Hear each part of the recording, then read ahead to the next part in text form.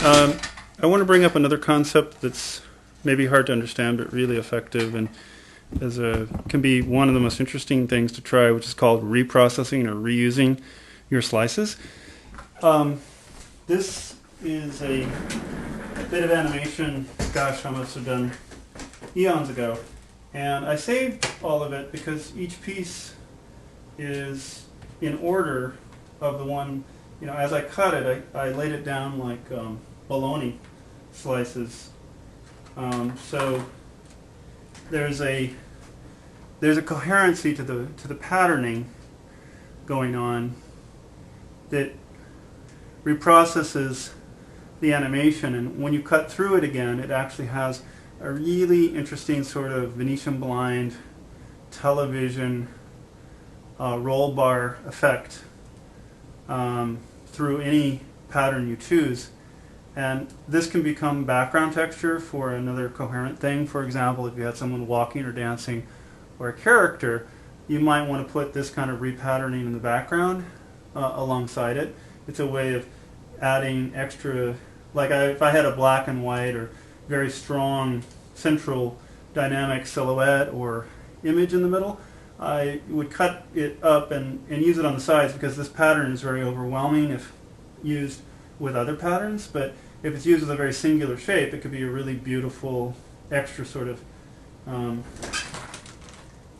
dynamic addition. All of these patterns, you can see, came from an original piece of animation that no longer exists, but it's beautiful, and it's really ideal to reuse this someday in a different context. So it's sometimes really nice to save what you've done in that regard.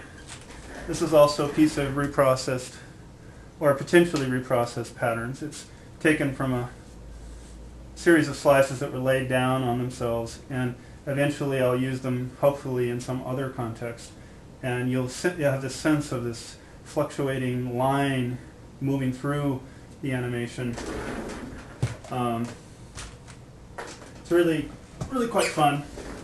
This is another block that's a pattern, but it's actually fascinating in the regard that it's actually all squared out. So it was sliced. This was used with it was cut up with a huge mechanical guillotine blade, a really slow, high-powered blade, because when you're at this scale of strata cut, it's just too thick for a human to really cut it by hand. So there was a machine.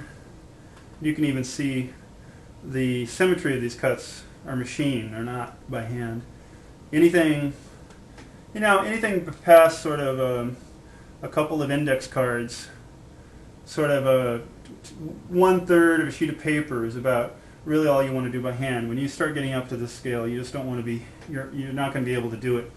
So a guillotine with a really sharp blade and a lot of torque, a huge motor. So back to the reprocessing concept.